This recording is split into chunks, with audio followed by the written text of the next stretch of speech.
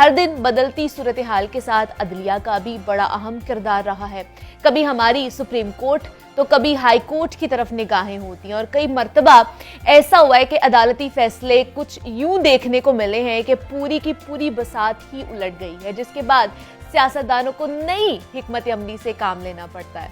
और यूं ही कुछ हुआ कि कुछ दिन पहले पीटीएम के मुतफिका फैसले के बाद कौमी असम्बली में पीटीआई के 43 अरकान असम्बली के इस्तीफे स्पीकर की जानिब से मंजूर कर लिए गए और कल लाहौर हाई कोर्ट ने पाकिस्तान तहरीक इंसाफ के 43 अरकान कौमी असम्बली को डीनोटिफाई करने का इलेक्शन कमीशन का हुक्म मुअत्तल कर दिया है। और लाहौर हाई कोर्ट के जस्टिस शाहिद करीम ने पीटीआई एमएनए रियाज फतियाना समेत 43 साबिक अरकान कौमी असम्बली के इस्तीफे मंजूर करने के खिलाफ दरख्वास्त पर समाअत की।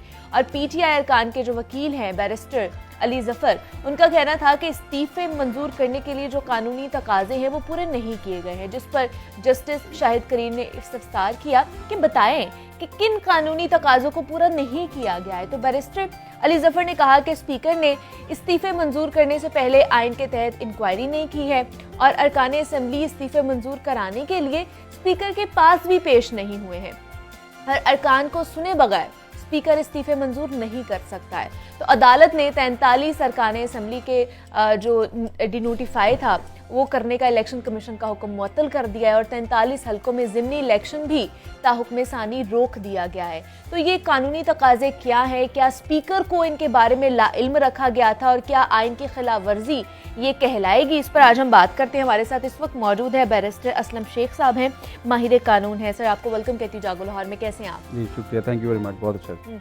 सर जब भी कोई इस तरह की हलचल होती है तो जब सियासत पे बात खत्म नहीं होती है, मतलब आपस में नहीं सुलझाया जाता, तो हम लोग फिर कोर्ट्स का रुख करते हैं, कभी सुप्रीम कोर्ट तो कभी हाई कोर्ट। अब कल हाई कोर्ट की जो प्रोसीडिंग आई है हमारे सामने कि 43 जो इस्तीफे मंजूर किए गए थे उनको डिनोटिफाई करने का जो हुक्म है वो उसको मुअत्तल कर दिया गया है। क्या कानूनी तकाजे स्पीकर की तरफ से पूरे नहीं किए गए थे जिनको हाईलाइट किया गया है कल की प्रोसीडिंग में? उससे पहले हम देखें कि बड़ी ही बदकिस्मती है हमारे मुल्क के अंदर कि हर छोटा सियासी मामला, हर बड़ा सियासी मामला अदालत में चला जाता है। अदालतें इसलिए नहीं बनाई गई, अदालतें जो आवाम को रिलीफ देने के लिए बनाई गई हैं, उनके मसाइल को हल करने के लिए बनाई गई हैं, लेकिन हमारे यहाँ आइनी मामलात जो हैं वो इस रवानी के साथ अदालतों में जा रहे हैं कि आज भी आप देखेगा, आप थोड़ी देर पहले खबर चल रही थी कि एक और अदालत ने हाई कोर्ट में सारी प्रोसीडिंग्स बाकी रोक कर, बाकी मुकदमात को रोक कर सिर्फ इस पर फोकस किया है कि जो इलेक्शन होना है सूबाई असम्बली का उसके लिए डेट कौन सी फिक्स की जाएगी। तो अब इससे आप अंदाज़ा लगा लें कि आवाम में कितनी बेचैनी होगी, जो लोग दूर से आए हैं। तो इतवार को भी खुल जाती है, रातों में भी खुल जाती है। ऐसा ही हो रहा है कि अदालतों को असल कामों से हटाकर दूसरे कामों में उलझाया जा रहा है। अब ये भी आप देखें कि मामला पार्लियामेंट का है, स्पीकर का है मामला और अपोजिशन का मामला है और हुकूमती बेंचों का मामला है कि इस्तीफे देने हैं नहीं देने, मंजूर ये पार्लियामेंट के अंदर मुकम्मल जामे आइन हमारे पास मौजूद है, उसकी तशरीहात मौजूद हैं, असम्बली के रूल्स मौजूद हैं, प्रोसीजर जिसके मुताबिक ये काम, लेकिन फिर भी ये मैं कहूँगा नाअहली समझ लें सियासतदानों की, या वो वक्त की नज़ाकत को नहीं समझ रहे मुल्क किस हालात में जा रहा है और ये सारे खेल तमाशे जो है वो खेले जा रहे हैं। अब इसमें देखिए कि जो पिटीशन दायर की गई है उसके अंदर उन्होंने अब ये कहा है कि पहले इस्तीफे दे दिए हैं, उसके बाद कहा है कानूनी तकाजे पूरे नहीं किए गए हैं। सही। जो रूल्स ऑफ बिजनेस है कौमी असम्बली का 2007 का उसके अंदर ये कहा गया है कि स्पीकर जो हैं उनकी ये ड्यूटी है कि वो ये वेरीफाई करें कि जो इस्तीफे दिए जा रहा है सिंगल पर्सन की तरफ से या सबकी तरफ से वो आज़ाद मर्जी से दिया जा रहा है। अच्छा, ठीक है। कोई प्रेशर नहीं है उनके ऊपर और वो जिस मकसद के लिए दे रहे हैं क्या वो मकसद मौजूद है। अब यहाँ पर देखा जाएगा जो इस्तीफे दिए गए थे वो एक पॉलिटिकल स्टंट या ब्लैकमेलिंग के लिए दिए गए थे। अब जब मंजूर हो गए हैं तो मामला उलट हो गया। उसकी वजह ये हुई है कि कौमी असम्बली में अपोजिशन की जो सीटें हैं वो तब्दील हो गई हैं। अब इनकी वजह से तादाद इनकी कम हो गई, तो अब इन्हें एहसास हुआ कि वो इस्तीफे देने से हमारा जो अपोजिशन लीडर है, अब जिन्होंने इसे सारा प्रोसेस जो है, जो एक कारोबार है कौमी असम्बली का भी वो चलना है, तो उसके अंदर उन्होंने अपोजिशन लीडर जो अपॉइंट करना था। अब कानून ये भी कहता है कि चैप्टर 6 है रूल्स ऑफ बिजनेस का और चैप्टर 5 है जिसके अंदर ये कहा गया है कि जो मौजूदा अरकान होंगे उनकी मेजॉरिटी स्ट्रेंथ के मुताबिक नया अपोजिशन लीडर जो है वो अपॉइंट किया जाएगा। अब ये पिटीशन सिर्फ इस वजह से दायर की गई है कि अगर ये इस्तीफ़े मंजूर हो जाते हैं तो फिर पीटीआई की नेशनल असम्बली में हैसियत ना होने के बराबर हो जाएगी, और उसकी वजह से उनका जो मंजूर नज़र या उनका जो मुकर्रर करदा अपोजिशन लीडर है वो अपनी पोजीशन अपनी हैसियत खो देगा। तो इस वजह से ये दायर की गई है। हालांकि इसमें जो उन्होंने ग्राउंड्स ली हैं पिटिशन के अंदर वो इतनी ख़ास नहीं है। अच्छा। लेकिन फिर भी हाई कोर्ट ने ये इस चीज़ को अप्रिशिएट किया है कि चूँकि मुल्क की हालात इस तरह चल रहे हैं, अगर ये इस्तीफ़ों का इस तरह गेम चलती रही सूबाई असम्बली में, नेशनल असम्बली में, तो ये खेल बनेगा। तो क्या अब इनकी रुकनीत बहाल हो जाएगी सर?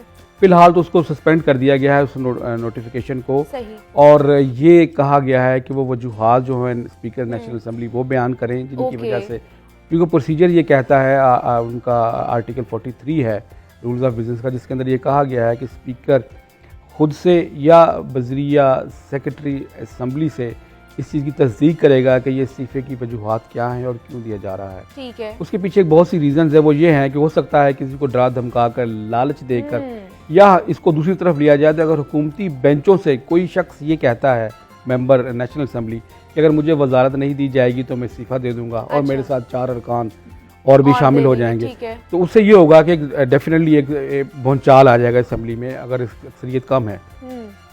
तो ये जो एक ग्रे एरिया रखा गया है स्पीकर के लिए, वो इसलिए रखा गया है कि ऐसा कोई अरकान जज्बाती होकर, प्रेशर में आकर या अदरवाइज़ ब्लैकमेलिंग के लिए कोई इस्तीफ़ा देना चाहे तो ये फिर नेशनल असम्बली के स्पीकर की जिम्मेदारी है कि वो उनको जांच पड़ताल करने के बाद उसका इस्तीफ़ा मंजूर करे। और इसके पीछे एक और विजडम ये भी रखी गई है कि अगर ऐसी सूरत हाल में कोई इस्तीफ़े आते हैं तो फिर ये देखा जाएगा कि ये पब्लिक एक्सचेकर, कौमी ख़जाने का कितना नुकसान हो रहा है। क्या ये खेल तमाशा तो नहीं है? सही। अगर आप इस तरह उठ के इस्तीफ़े देते हैं तो इलेक्शन में तो फिर रिजल्ट तकरीबन वही आना है, और इसकी वजह से फिर आवाम को कितना नुकसान होगा। एक पूरा निज़ाम दोबारा सेट करना पड़ेगा। आप देखें कि अभी नेशनल जो हमारा इलेक्शन कमीशन है उन्होंने भी फौरी इलेक्शन से माजरत की थी कुछ अर्सा पहले, इसी वजह से कि मुल्क में वसाइल मौजूद नहीं है और हालात जो है इस चीज़ का तकाजा करते हैं कि फौरी इलेक्शन ना हो। तो ये सारी चीज़ें जो हैं ये पब्लिक इंटरेस्ट में और कौमी मफाद में की जाती हैं। असलम साहब मुझे बताइए कि क्या स्पीकर ने भी कानून शिकनी की है, क्या उनके खिलाफ भी कार्रवाई हो सकती है, ऐसा कुछ है? नहीं, फिलहाल तो अभी साबित नहीं हुआ। अच्छा। अभी तो उनका जो नोटिफिकेशन सिर्फ इलेक्शन कमीशन का है डी नोटिफाई करने का, उसको लेकिन स्पीकर से भी जवाब तलब तो किया गया है। स्पीकर जो पार्टी है इसमें उसे जवाब तलब किया जाएगा, उन्हें बताया जाए, पूछा जाएगा उनसे कि आप ये बताएं कि जब आपके पास इस्तीफे आए तो आपने क्या प्रोसीजर अडॉप्ट किया। और स्पीकर भी मेरे ख्याल से बड़े एक्सपीरियंस्ड हैं, साबका प्राइम मिनिस्टर भी रह चुके हैं और सियासी मामलात को समझते हैं, तो उनके पास भी बहुत सी ग्राउंड्स होंगी जिन वजूहात की बिना पर, और फिर वो ये भी प्ली ले सकते हैं कि सिटिंग गवर्नमेंट को अगर ब्लैकमेल करने के लिए कोई हरबा इस्तेमाल किया जाएगा तो डेफिनेटली वो उसको काउंटर करेंगे, चूँकि स्पीकर की अदरवाइज़ भी ये ड्यूटी है कि उन्हें असम्बली का जो माहौल है, असम्बली के मामलात जो हैं उनको फेयरली इम्पार्शली चलाना है। तो ये फिर ग्राउंड दोनों तरफ से चलेंगे। अब देखते हैं आगे केस किस तरह क्या प्रोसीडिंग होती है, फिर उस हवाले से पता चलेगा कि अब स्पीकर के लिहाज से क्या चीज़ें आती हैं, उनका ही जवाब में क्या बताया जाता है। अच्छा, मुझे ये बताइए कि निगरान सेटअप के हवाले से क्या हमारा कानून कहता है, क्योंकि बड़ी ये बातें भी हो रही हैं कि शायद 3 महीने उनका, क्योंकि टाइम होता है, टाइम फ्रेम दिया गया है कि 3 महीने निगरान जो हुकूमत रहती है, लेकिन एक्सटेंड करने पे भी बहुत ज़्यादा गर्दिश कर रही हैं खबरें। तो क्या निगरान हुकूमत को एक्सटेंड किया जा सकता है? कानून ऐसी हमें इजाज़त देता है? जी, ऐसे फ़िलहाल तो ऐसा कोई मैं कह सकूँ अदालती नज़ीर भी मौजूद नहीं है और आइन के अंदर भी ऐसी कोई शिक मौजूद नहीं है। बहुत ही स्पेशल हालात होंगे, बहुत ही ऐसा अगर ऐसा कोई वाक़या होता है डेफिनेटली फिर मैं कहूँगा कि ये मामला फिर अदालत में चले जाएंगे। तो इस वक्त तक आप देखें कि आज भी प्रेसिडेंट ने, कल मेरा ख्याल प्रेसिडेंट ऑफ पाकिस्तान ने लेटर लिखा है इलेक्शन कमीशन को कि सूबाई असम्बलियाँ जो KPK में और पंजाब में तहलील हो चुकी हैं और उनकी जिम्मेदारी है 90 डेज़ के अंदर इलेक्शन डेट अनाउंस करना ताकि वो इलेक्शन कंप्लीट हों, वो अभी तक नहीं हुई। तो ये फिर आइनी एक किस्म का बहरान आ जाएगा दोबारा कि ये मामलात किस तरफ जाएंगे। तो जैसे हमने इंटरव्यू में कहा कि ये फिर नाअहली साबित हो रही है सियासतदानों की कि जो मामलात पार्लियामेंट के हैं, पार्लियामेंट के इख्तियारात हैं, पार्लियामेंट का वक़ार है, उसको ये अदालतों में और उसको ये अपनी अना के अंदर लाकर ख़राब कर रहे हैं मेरे ख्याल से। लेकिन अभी तक देखा है ना हमने कि इलेक्शन कमीशन ने माजरत भी कर ली है, तारीख भी नहीं दी जा रही है, गवर्नर्स की तरफ से भी तारीख नहीं दी जा रही है इंतखाबात की। तो क्या इम्प्लीमेंटेशन क्या हो सकती है इस चीज़ के ऊपर कि अगर तारीख नहीं दी जा रही और 90 दिन में जो है कानून हमारा कहता है, आइन हमारा कहता है कि 90 दिन में इलेक्शंस कराने ही कराने हैं, तो इसकी क्या फिर आगे प्रोसीडिंग? देखिए, हमें फिर ऑन ग्राउंड रियलिटी देखनी पड़ेगी। इलेक्शन कमीशन जो है वो एक इंडिपेंडेंट बॉडी ज़रूर है, लेकिन वो कह सकते हैं कि रेवेन्यू जनरेशन बॉडी नहीं है। उसके पास जो अखराजात हैं, उसके पास जो फंड्स हैं वो खुद से जनरेट नहीं होते, ऐसी कोई मैकेनिज्म उनके पास नहीं है। उन्होंने वजारत ख़जाना से अपनी समरी भेजनी है और पैसे लेने हैं, और इलेक्शन के सारे मामलात अगर आम ज़ुबान में समझा जाए तो पैसे खर्च करने से ही मुकम्मल होने हैं। सारे इंतजाम करने हैं, बैलेट पेपरिंग है, पूरे मुल्क में उसका सिस्टम बनाना है, मुलाजमीन को हायर करना है और पूरा एक माहौल बना कर देना है, जिसमें पोलिंग स्टेशन बनाने हैं। तो एक बड़ी वसी रकम चाहिए, जिसकी फिगर्स मुझे याद नहीं, लेकिन अरबों रुपया इस काम के लिए चाहिए। और उसके साथ ही हम चंद अरब रुपए के लिए IMF से मुज़ाकरात कर रहे हैं। तो ये सारे मामला जो हैं वजारत ख़जाना, इलेक्शन कमीशन और सिटिंग गवर्नमेंट के दरमियान में ही तय पाते हैं। और इसी हवाले से देखते हैं जनाब, क्योंकि तमाम तर जितने भी इदारे हैं उन्होंने माजरत कर लिया इलेक्शन के हवाले से। वजारत ख़जाना ने भी कहा है कि हम फंड्स नहीं दे सकते हैं, हाई कोर्ट ने भी कहा है कि जनाब हम जो अदालती अमला नहीं दे सकते हैं। उसके बाद जो GHU ने भी एहलकार देने से माजरत कर ली है। तो क्या नई डेवलपमेंट्स हुई हैं इस हवाले से जानते हैं। मोहम्मद अशफाक हमारे साथ नुमाइंदा लाहौर न्यूज़ हैं, उनकी तरफ चलते हैं। अशफाक साहब बताइएगा क्या नई डेवलपमेंट हुई है इस सारे मामलात में? जी बिल्कुल, इस हवाले से लाहौर हाई कोर्ट में इलेक्शन की तारीख ना देने के खिलाफ समाअत जारी है और सिलसिले में लाहौर हाई कोर्ट के जस्टिस जवाद हसन समाअत कर रहे हैं। अहम डेवलपमेंट ये हुई है कि गवर्नर पंजाब की जानिब से तहरीरी जवाब 8 सफ़हात पर मुश्तमिल अदालत में जमा करवाया गया है, जिसमें उन्होंने ये कहा है कि गवर्नर पंजाब आइन के मुताबिक अपने फ़राइज़ सर अंजाम दे रहे हैं और इस हवाले से किसी किस्म के गैर आइनी इक़दाम नहीं किए। गवर्नर पंजाब ने कहा कि साफ और शफाफ इलेक्शन करवाना इलेक्शन कमीशन की जिम्मेदारी है, ये उनकी जिम्मेदारी नहीं है। गवर्नर पंजाब ने अपनी दरख्वास्त में, अपने जवाब में ये भी कहा कि जो तहरीक इंसाफ के रहनुमा हैं असद उमर, और उनकी जो दरख्वास्त है वो नाकाबिल समाअत है, उसमें उस दरख्वास्त का समाअत का कोई जवाब नहीं।